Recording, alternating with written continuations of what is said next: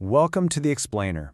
Today we're diving into a really fascinating intersection of medicine, how ancient therapies, like acupuncture and herbal medicine, can be a powerful support system for anyone on a modern IVF journey. So if you're going through IVF or even thinking about it, this question is probably top of mind.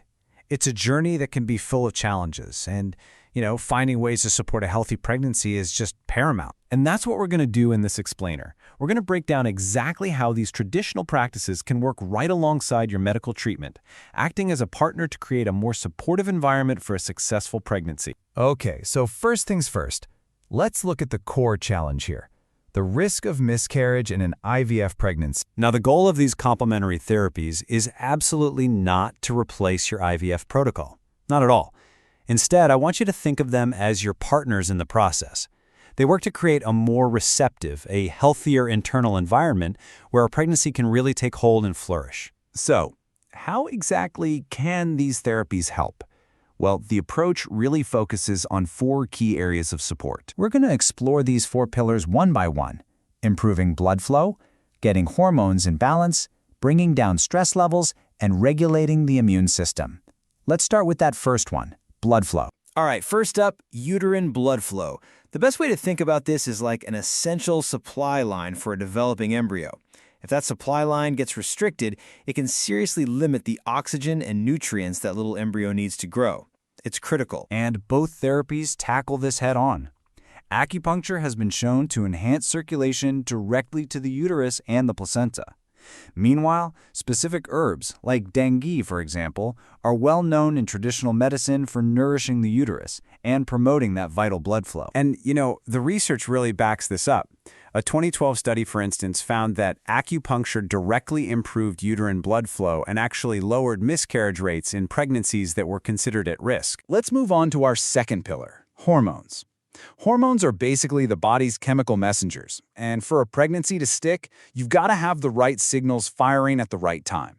If levels of key hormones are low, especially progesterone, it can be a huge hurdle. And here again, we see this two-pronged approach. Acupuncture can influence the body's main hormone control center, what's called the hypothalamic-pituitary-ovarian axis, to help stabilize those levels. And then you have herbs, like Bai Xiao or white peony root, which are used to support and balance the entire reproductive system. And this is supported by some pretty significant research. A major meta-analysis back in 2008 linked acupuncture to improved IVF pregnancy rates, and they suggested that stabilizing hormones was the key reason why. Okay, our third area is stress. And it's so important to understand that stress isn't just some emotional state. It has a very real physical impact on the body. The main stress hormone, cortisol, can literally constrict your blood vessels. And that brings us right back to that first problem we talked about, reduced uterine blood flow. Both acupuncture and herbal medicine are just incredibly powerful tools for managing stress. Acupuncture is famous for its ability to calm the nervous system, while certain herbs, like Suanzar Ren, are traditionally used to soothe the mind and dial down that anxiety. What's really cool here is the direct link to results.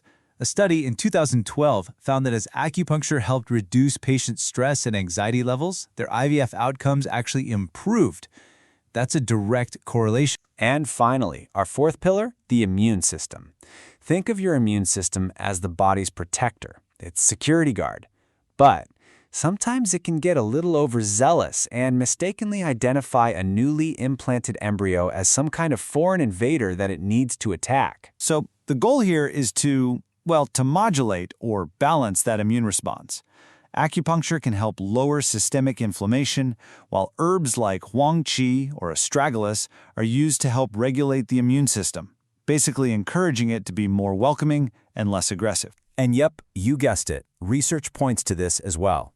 A 2011 study that looked at women with recurrent pregnancy loss found that acupuncture helped reduce inflammatory markers, creating a much more hospitable environment for a pregnancy. So let's just quickly pull all that together and recap how this all works. In a nutshell, both acupuncture and specific herbs work together as a team, improving blood flow, balancing those crucial hormones, lowering stress, and dialing in the immune system for really comprehensive support. All right, finally, let's get to what might be the most important part, safety, and what your next steps could look like. As we've seen, the evidence really does point towards some real, tangible benefits, with studies showing clear improvements in the key factors that are critical for IVF success. Okay, now this part is absolutely critical. This is not a do-it-yourself approach. For these therapies to be safe and effective, and this is especially true with herbal medicine, they must be guided by a trained, licensed professional who specializes in fertility.